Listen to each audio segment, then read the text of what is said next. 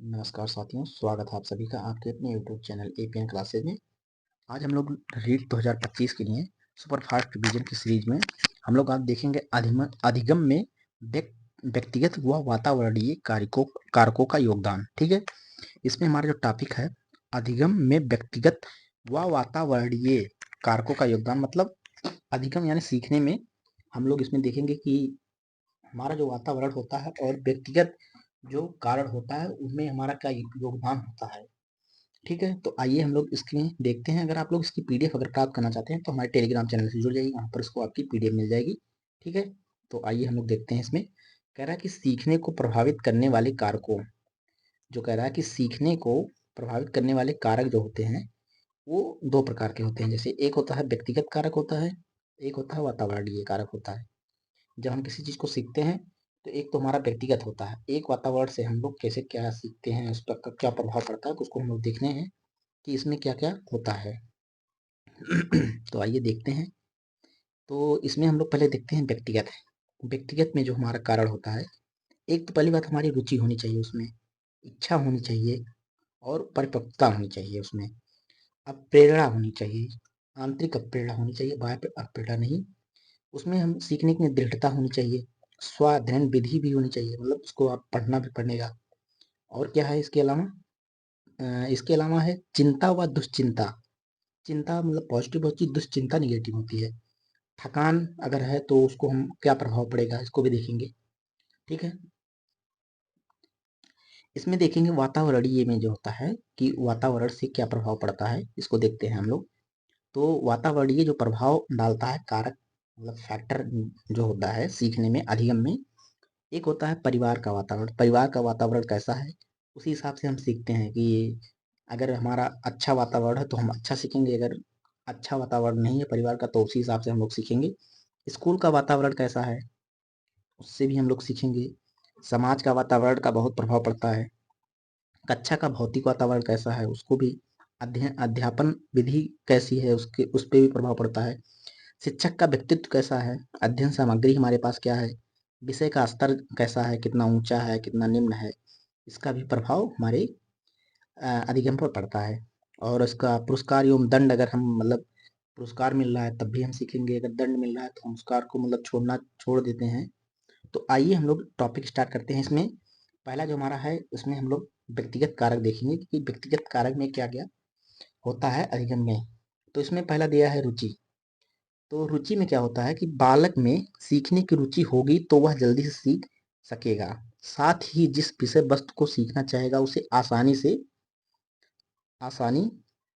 से सीख सकेगा। जिन बालकों में विषय वस्तु के प्रति रुचि नहीं होगी तो उन्हें उस वस्तु को सीखना कठिन होगा। कहने का तात्पर्य यह है कि जैसे आपकी अगर किसी कार्य में रुचि है तो आप उसको आसानी से करेंगे, आपको उसमें थकान, आपको किसी प्रकार की कोई दिक्कत नहीं होगी। लेकिन आपको किसी चीज में रुचि नहीं है तो आपको पहली बात तो कठिन लगेगा और उसको आपको सीखना मतलब मना करेंगे, मतलब अच्छा नहीं लगेगा। जैसे आपको कोई सब्जेक्ट अगर बहुत अच्छे से आता है तो उसको बहुत बार बार पढ़ने का मन करता है। लेकिन अगर आपको कोई सब्जेक्ट कठिन लगता है क्योंकि आपकी उसकी रुचि नहीं है तो इसीलिए आपको वो सब्जेक्ट कठिन लगता है, उसको पढ़ने का मन नहीं करता है। तो ये हमारी रुचि के ऊपर डिपेंड करता है। ठीक है, दूसरा जो फैक्टर है हमारा परिपक्वता। परिपक्वता क्या होता है? परिपक्वता अधिगम को प्रभावित करती है, मतलब सीखने की को उसको परिपक्वता भी प्रभावित करती है। इस बात के का समर्थन कई मनोवैज्ञानिक ने किया है, जैसे जीन पियाजे ने किया है। जो बालक शरीर व मानसिक रूप से परिपक्व होते हैं वह तुलनात्मक रूप से अन्य बालकों से अपेक्षा जल्दी सीख लेते हैं। परिपक्वता जो होती है अनुवांशिकता से प्रभावित होती है, मतलब परिपक्वता जो होती है ये हमें आनुवांशिक रूप से मिलता है।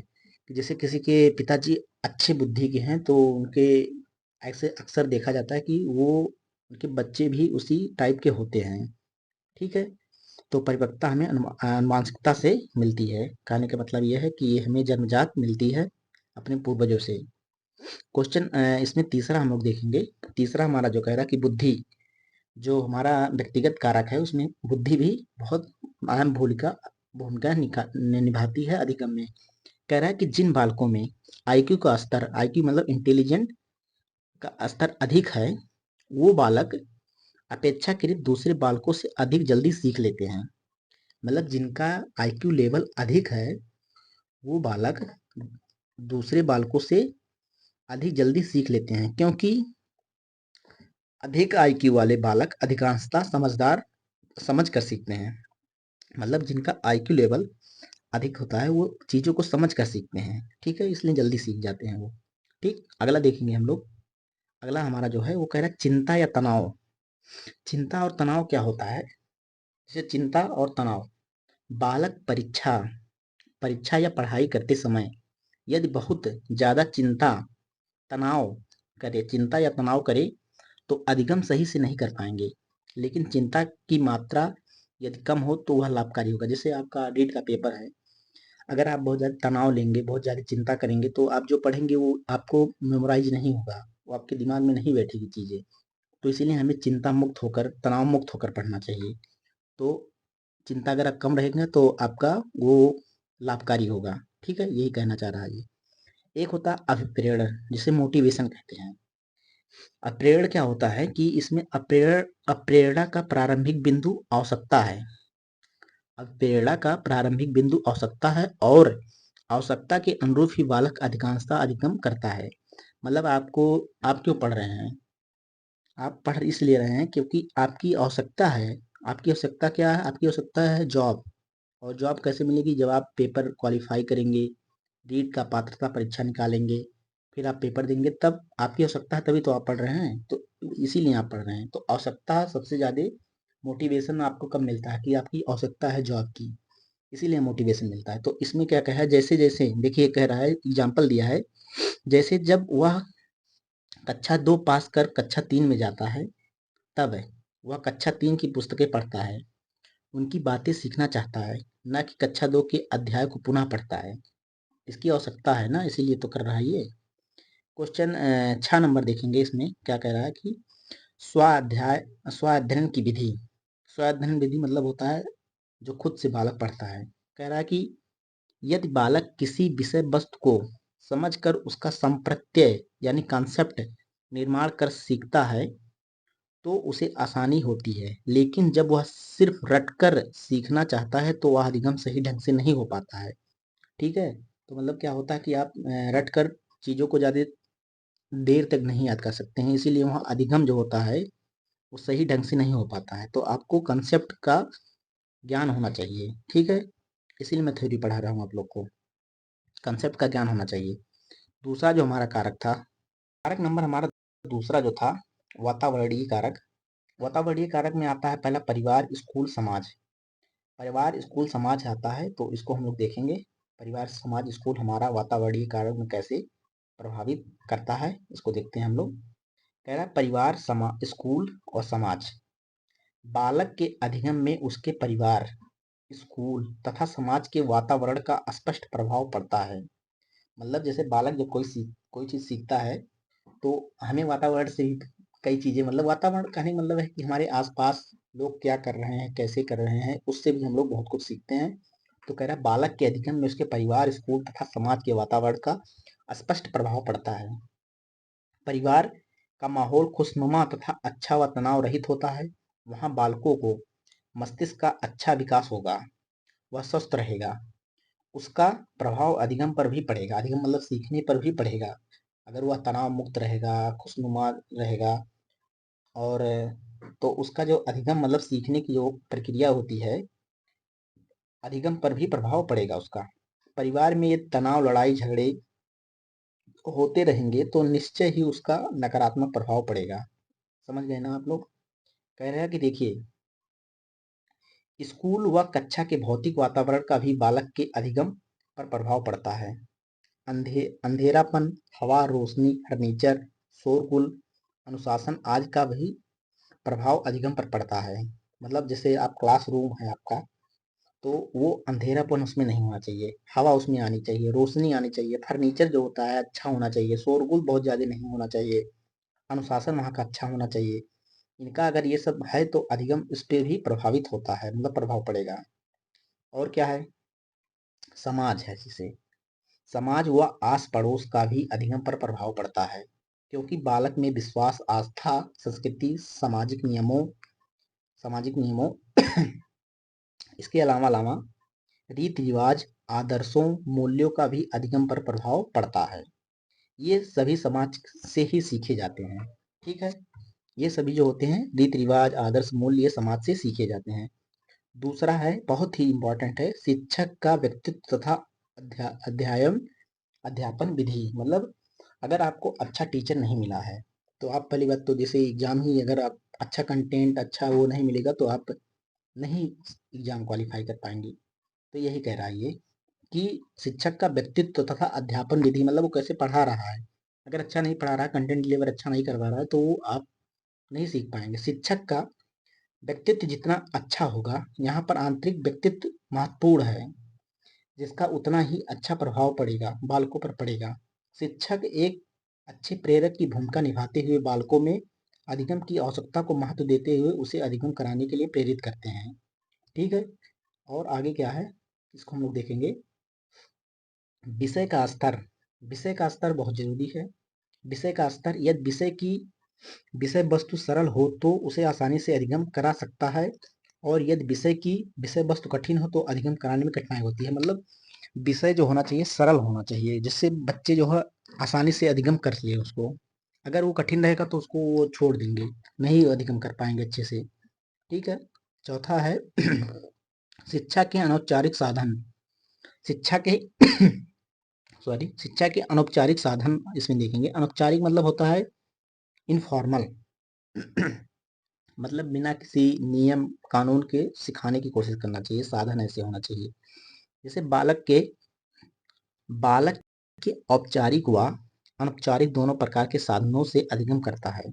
मतलब जैसे नियम कानून में भी रहकर भी वो सीखता है, और बिना नियम कानून के भी कहीं कहीं देख कर वो सीख जाता है, जहाँ नियम कानून की जरूरत नहीं होती है। तो कह रहा दोनों प्रकार के साधनों का अधिगम करता है, मतलब दोनों प्रकार से वो सीखता है। ज्यादातर क्या होता है, पारंपरिक रूप से औपचारिक साधन द्वारा ही प्राप्त करने पर बल दिया जाता है। ज्यादातर मतलब क्या कहते हैं, पारंपरिक मतलब औपचारिक, मतलब जो नियम कानून के दायरे होते हैं उसके अंतर्गत आकर ही वो इस पे ही बल दिया जाता है। लेकिन कह रहा है लेकिन अनौपचारिक शिक्षा के साधन भी वर्तमान में अधिगम कराने में महत्वपूर्ण भूमिका निभा रहे हैं। ठीक है, मतलब कहने के लिए, मतलब कोई नियम कानून के बिना भी अगर कुछ सीख रहा है तो वो भी महत्वपूर्ण भूमिका निभा रहा है। आजकल महत्वपूर्ण भूमिका निभा रहा है। वर्तमान में अधिगम कराने का मुख्य उद्देश्य व्यक्तित्व का संपूर्ण विकास हो। व्यक्तित्व मतलब होना चाहिए उसका सही, उसका पूर्ण विकास। इसके लिए दुनिया, समाज, खेल कूद बहुत इंपॉर्टेंट होता है। खेल कूद आदि के प्रति भी रुचि व जानकारी होनी जरूरी है। अनौपचारिक शिक्षा के साधन रेडियो, टेलीविजन, इंटरनेट, समाचार पत्र, पुस्तकालय, चलचित्र आदि हैं। मतलब देखिए, अनौपचारिक शिक्षा में हमारा जैसे हो गया रेडियो, हो गया, रेडियो से हम बहुत कुछ सीख सकते हैं, टेलीविजन से बहुत कुछ सीख सकते हैं, लेकिन इसके लिए कोई हमें औपचारिक नियम कानून की जरूरत नहीं है। इंटरनेट पे हम लोग नियम कानून की जरूरत नहीं है। समाचार पत्र से, पुस्तकालय से, चलचित्र से भी हम लोग अनौपचारिक तरीके से सीख सकते हैं। आइए हम लोग इसके क्वेश्चन देखते हैं। इसमें क्वेश्चन क्या क्या कैसे कैसे पूछा है, प्रीवियस ईयर के क्वेश्चन हम लोग इसमें देखेंगे। ठीक है, तो आप लोग को इसको आंसर बताना भी होगा क्योंकि आप लोग पढ़ चुके हैं टॉपिक।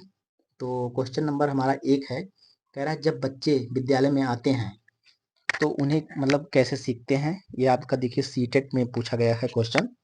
कह रहा है कि जब बच्चे विद्यालय में आते हैं तो वो कैसे सीखते हैं, इसको आप लोग को बताना है। तो कह रहा है कि जब बच्चे विद्यालय में आते हैं तो उन्हें बता देना चाहिए कि विद्यालय की भाषा भिन्न है और उन्हें अपनी मातृभाषा बिल्कुल नहीं बोलनी है। मातृभाषा को तो बढ़ावा देना है, ये तो गलत हो गया। उनके अभिभावकों को बताना चाहिए कि वो घर पर केवल, केवल तो निगेटिव वर्ड होता तो ये तो आएगा नहीं, जहाँ केवल आ गया वो निगेटिव ऐसे हो गया। उन्हें अपनी मातृभाषा में बोलने की अनुमति देनी जानी चाहिए। बिल्कुल मातृभाषा को बढ़ावा दे रहा है एनसीएफ भी, हमारा न्यू एजुकेशन पॉलिसी जो है बढ़ावा दे रहा है। और कह रहा है विद्यालय में भाषा ना बोलने, ये तो ना बोलने की बात कर रहा है, तो हमारा सी ऑप्शन इसका राइट हो जाएगा। ठीक है, क्वेश्चन नंबर 2 हम लोग देखेंगे। क्वेश्चन नंबर 2 हमारा कह रहा है निम्नलिखित में से कौन सा कथन, निम्नलिखित में से कौन सा कथन शिक्षक की भूमिका का सबसे अच्छा वर्णन करता है। कौन सा कथन शिक्षक की भूमिका का सबसे अच्छा वर्णन करता है। शिक्षक का मुख्य रूप पाठ्य पुस्तकों में दिए गए ज्ञान पर बल देना है, तो बिल्कुल गलत है। पाठ पुस्तक पर नहीं बालकों पर ध्यान देना है। शिक्षक को अपने अभिलेखों का रखरखाव परिश्रम पूर्व करना चाहिए। अभिलेख का रखरखाव नहीं करना चाहिए। एक शिक्षक है की समान अभिवृत्ति बच्चों में सुरक्षा की भावना को बढ़ावा देने होनी चाहिए। बिल्कुल ये सही है, इसका राइट आंसर यही हो जाएगा। ठीक है, अगला देखेंगे क्वेश्चन नंबर नेक्स्ट हम लोग डी। इसमें कह रहा है डी भी क्वेश्चन देख लेते हैं आंसर, मतलब इसका क्या है ऑप्शन। कह रहा है कि सामाजिक दुनिया के लिए तैयार करने हेतु शिक्षक को बच्चों के प्रतियोगिता को बढ़ावा देना। प्रतियोगिता तो नहीं करानी है बच्चों में, ठीक है, ये गलत हो जाएगा, ये निगेटिव वर्ड है इसका। अगला देखेंगे हम लोग क्वेश्चन नंबर 3 देखेंगे। बच्चे सीखने के लिए स्वयं अपनी युक्तियां बना लेते हैं, इस संदर्भ में शिक्षक को क्या करना चाहिए। बच्चों की युक्तियों पर ध्यान देना, ये नहीं ध्यान नहीं देना है, तो ये गलत हो जाएगा, नेगेटिव। बच्चों की युक्तियों को समझना तथा उनके साथ उन पर चर्चा व संवाद स्थापित करना, ये तो सही लग रहा है, देख लेते हैं। और अगला क्या है, बच्चों को ऐसा न करने के लिए लंबा भाषण नहीं देना है। पाठ पुस्तक में लिखित प्रक्रिया के कड़ाई से पालन करना, ये तो कड़ाई उड़ाई नहीं, फ्लेक्सिबल होना चाहिए, तो ऑप्शन इसका बी राइट हो जाएगा। क्वेश्चन नंबर 4 देखेंगे। क्वेश्चन नंबर 4 कह रहा है कि जब विकास के किसी भी क्षेत्र विशेष में बच्चे की क्षमता कम हो तो, जब विकास के किसी भी क्षेत्र विशेष में बच्चे की क्षमता कम हो तो उसको क्या करना चाहिए। वह उसके सर्वांगीण विकास को प्रभावित नहीं करता है। देख लेते हैं और क्या है इसका अर्थ। विकास के किसी क्षेत्र का कोई नियम नहीं है, तो नहीं होना चाहिए। विकास के सभी क्षेत्र में उसका प्रभाव पड़ता है। देखते हैं क्या है, वह उसका बच्चे पर कोई प्रभाव नहीं पड़ता, प्रभाव पड़ता है, तो इसका राइट आंसर ए हो जाना चाहिए। उसके सर्वांगीण विकास को प्रभावित नहीं करता है। मतलब किसी विशेष क्षेत्र में अगर कोई बच्चा कमजोर है तो उसका सर्वांगीण विकास पर प्रभाव नहीं पड़ेगा। कोई बच्चा जैसे खेलने में कमजोर हो तो जरूरी नहीं है कि वो पढ़ाई में भी कमजोर हो। तो मतलब एक अगर किसी विशेष क्षेत्र में कमजोर है तो इसका मतलब वो नहीं कि और किसी क्षेत्र में आगे नहीं होगा, तो इसका राइट आंसर ये हो जाएगा। क्वेश्चन नंबर 5 हम लोग देखेंगे। 5 नंबर हमारा क्वेश्चन क्या कह रहा है कि क्वेश्चन नंबर 5, निम्नलिखित में से कौन सा कारक अधिगम को प्रभावित करते हैं। अधिगम मतलब सीखने को कौन सा कारक प्रभावित करते हैं। विद्यार्थी की अभिरुचि, अभी हम लोग पढ़े हैं अभिरुचि, बिल्कुल। विद्यार्थी का सांवेगिक स्वास्थ्य, बिल्कुल स्वास्थ्य भी करता है। शिक्षा शास्त्रीय रणनीतियां, इसको तो देखना पड़ेगा। विद्यार्थी का सामाजिक एवं सांस्कृतिक संदर्भ है, सामाजिक और सांस्कृतिक संदर्भ, ये तो बिल्कुल करता है। मतलब क्या, अभिरुचि तो करता है, सांवेगिक स्वास्थ्य भी करेगा, मतलब इसका सही हो जाएगा। 1 2 3 4 सभी मतलब इस पे प्रभाव डालते हैं उसके सीखने पर। ठीक है, क्वेश्चन नंबर 6 देखेंगे। 6 नंबर क्वेश्चन, 6 नंबर क्वेश्चन हमारा कह रहा है कि निम्नलिखित में से 6 नंबर क्वेश्चन कह रहा है कि निम्नलिखित में से कौन सा शिक्षक है। 6 नंबर क्वेश्चन, निम्नलिखित में से कौन सा शिक्षक की भूमिका का सबसे अच्छा वर्णन करता है। शिक्षक की भूमिका का सबसे अच्छा वर्णन कौन सा करता है। आराम के लिए जगह बनाना, आराम के लिए जगह बनाना जहाँ बच्चे संवाद और पूछताछ के माध्यम से सीखते हैं, यही इसका आंसर राइट लग रहा है। कक्षा में शिक्षक की सबसे महत्वपूर्ण भूमिका अनुशासन को बनाए रखना। अनुशासन तो बनाए रखना ठीक है, लेकिन इतना कोई बड़ा बात नहीं है। एक शिक्षक को निर्धारित पाठ्य पुस्तक का पालन करना, बिल्कुल नहीं। शिक्षा जो होती है बाल केंद्रित होनी चाहिए। पाठ्यक्रम को समय पर पूरा करने के साथ साथ दोहराना और पर्याप्त समय महत्वपूर्ण देना। दोहराना और रिपीटिशन नहीं अलाउ, तो आराम के लिए जगह बनाना और बच्चे के साथ संवाद एवं पूछताछ के माध्यम से सीखना, ये सबसे इंपॉर्टेंट है। ठीक है, अगला देखेंगे 7 नंबर क्वेश्चन। क्वेश्चन नंबर 7 हमारा कह रहा है निम्नलिखित में से कौन सी कक्षा समृद्धि शिक्षा को प्रोत्साहित करता है।